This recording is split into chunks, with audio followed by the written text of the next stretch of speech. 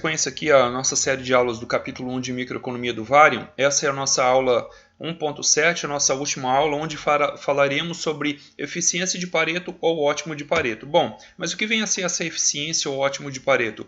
Por definição, é uma situação na qual haverá sempre uma renúncia, haverá sempre um preço a ser pago. Você precisa tomar uma decisão de sair de uma determinada situação, de melhorar ela, mas um preço vai ter que ser pago. Ou você paga ou alguém vai pagar esse preço. E aí vale aquela máxima de que reza o seguinte: não existe almoço grátis. Então olha só, o ótimo de Pareto ocorrerá quando existe uma situação A, onde ao se sair dela, para que um ganhe, pelo menos outro perde necessariamente.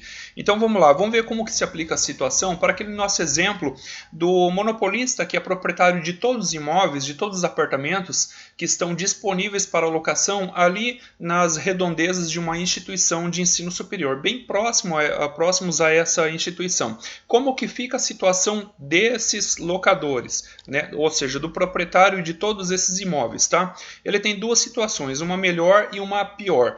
Na melhor das hipóteses, a melhor situação para ele seria ele agir como um monopolista discriminador. Ora, uma vez mais que ele é proprietário de todos os apartamentos, não existe concorrência para ele. Então ele é que vai estabelecer preços de acordo com... ele que vai estabelecer valores de aluguéis de acordo com os preços de reserva de cada um dos seus possíveis inquilinos, que são os estudantes que querem alugar apartamentos ali próximos da universidade. Então, voltando, se tem um estudante que tem lá o preço de reserva de 490 e o monopolista conhece esse preço de reserva, claro que a pedida inicial vai ser os 490, porque ele sabe que existe uma pessoa, pelo menos uma pessoa disponível a pagar esse valor. E aí, agora o próximo quanto que é? 480? Beleza, então ele vai pedir 480 pelo próximo apartamento e assim ele vai extraindo o máximo possível de receita do mercado. É claro, né? Todo mundo pensa no mais e preferível ao menos. Todo mundo pensa no maior lucro possível. Essa é a ideia do investidor, tá? A pior situação para o monopolista, para este empresário, seria o controle dos preços de aluguéis. Aquela situação onde o governo vem e fala, você vai ter que pedir no máximo, sei lá, 400 por mês. E aí ele vai ter que alugar tudo por 400, só que aí a receita dele cai lá embaixo, ele vai ter um lucro muito pequenininho, talvez não seja um negócio atrativo, talvez não seja um negócio legal para ele. Já no gráfico a gente vai ver o porquê que essa primeira situação do monopolista discriminador e também a situação do mercado competitivo, elas são eficientes no sentido de Pareto, e essa pior situação ela não é eficiente, é a situação do controle dos preços dos aluguéis. Bom, mas vamos ver então para os inquilinos, que são os locatários, no caso os estudantes. A pior situação é a do monopólio discriminador. Por quê? Porque quando o monopolista ele pratica essa ideia de discriminação de preço, ele vai estar sempre melhorando a situação dele, ele vai estar sempre extraindo o máximo de receita, o máximo de lucro possível. Mas ao mesmo tempo, como ele consegue isso? Piorando a situação dos estudantes. Por quê? Digamos aí que o preço de mercado, que seria aquele preço onde ele consegue alugar todos os apartamentos, seria de 450, tá? E aí ele vai praticando discriminação de preços, digamos assim que ele vai ficar com o preço médio dos aluguéis ali na casa dos 470, por exemplo, entre 470 e 480. Talvez alguns apartamentos fiquem sem alugar, como a gente já vai ver no gráfico, uns 2 ou 3 apartamentos, mas para ele compensa, ele extraiu uma receita muito alta, ele teve um lucro muito alto, então assim, ele conseguiu melhorar a situação dele. Como? Piorando a situação dos estudantes. Por quê? Porque ele cobrou um valor muito mais alto do que seria aquele, digamos assim, o valor de mercado, o valor preço médio de mercado, que é aquela situação onde ele consegue alugar todos os seus apartamentos. A gente chama isso de mercado competitivo, tá?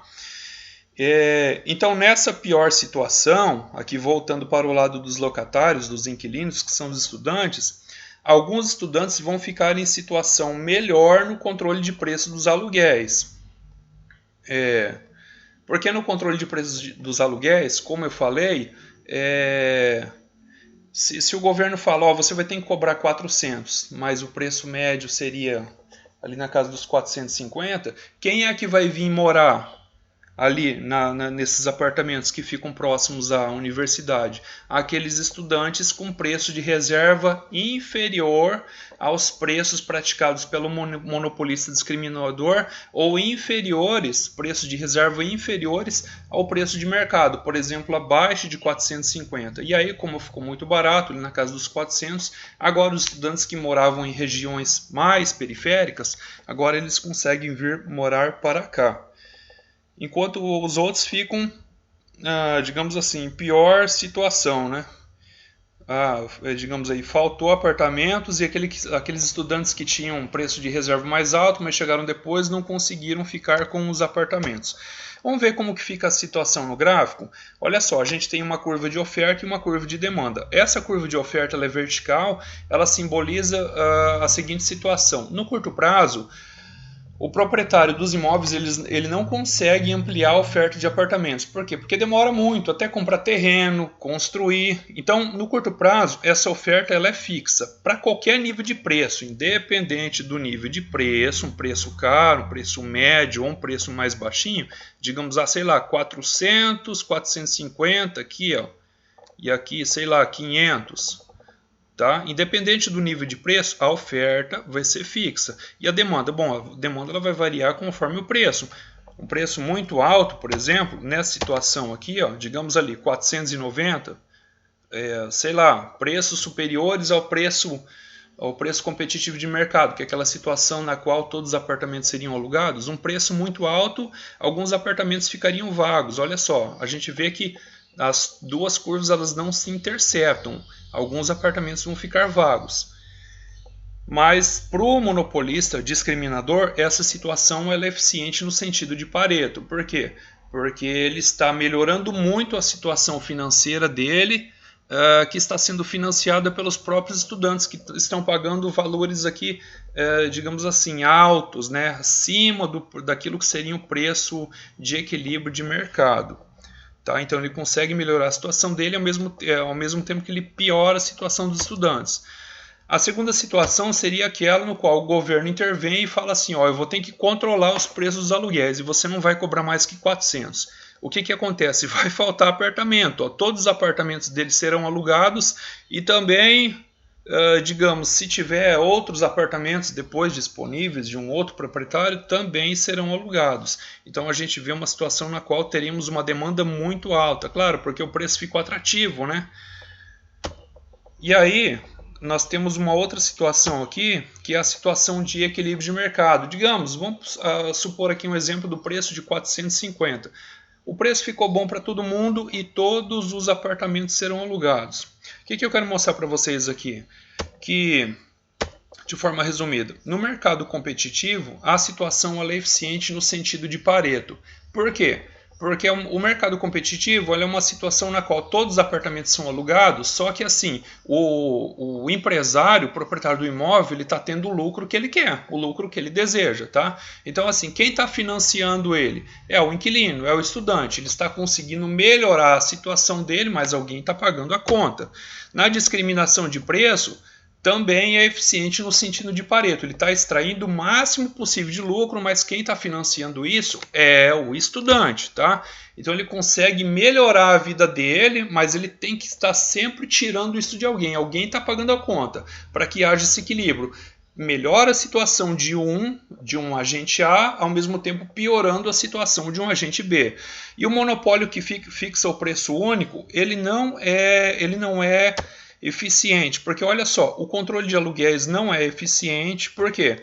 Porque como os que podem acabar morando nos apartamentos próximos não necessariamente seriam aqueles de maior preço de reserva, lembra o que eu falei daqueles inquilinos, estudantes da periferia que tem um preço de reserva baixinho? O governo fez um preço de reserva, digamos assim, o governo fez um controle de aluguel, agora é 400. Todos eles vão vir para cá querer morar pertinho da universidade, tá? Então, nesse caso, o que acontece? Olha só, trocas vão ser possíveis para melhorar a situação de ambas as partes. E quando há melhora de ambas as partes, nós dizemos que é uma melhoria de Pareto, mas não há eficiência de Pareto. Funciona assim, digamos que, vamos lembrar daquele estudante que está com preço de reserva de 490. Ele chegou tarde e ele não conseguiu pegar o apartamento ali que fica na frente do portão da universidade. E esse mesmo apartamento foi alugado por 400, porque o governo falou: ó, monopolista, você vai ter que cobrar no máximo 400. Aí o estudante que morava lá, no Alto da Glória, 15 quilômetros daqui da nossa universidade, agora ele chegou primeiro e conseguiu alugar por 400. Só que aí chega aquele estudante com preço de reserva de 490 e fala: queridão, vamos fazer um negócio? Ó, você está pagando 400, né? Então vamos fazer assim, eu te dou 90 reais, pode ser? Para você desocupar esse apartamento e daí você vai morar no outro apartamento que custa, sei lá, 380, 390 lá no Alto da Glória. Ele fala: ah, beleza, para mim é diferente morar aqui ou morar lá. Aliás, eu consigo melhorar a minha situação. Como para mim é diferente entre morar aqui e morar lá, eu aceito sua proposta, eu vou morar lá e eu aceito aí ganhar esses 90 reais então. Ou seja, nessa situação a gente vê que a troca ela se tornou possível e ambas as partes, o estudante A e o estudante B, conseguiram ao mesmo tempo melhorar a situação. Nesse caso, não há eficiência de Pareto, não há ótimo de Pareto, há apenas uma melhoria de Pareto. Tá? A eficiência de Pareto é uma situação que ela vai ocorrer na seguinte condição: melhora a situação de um e piora a situação de outro.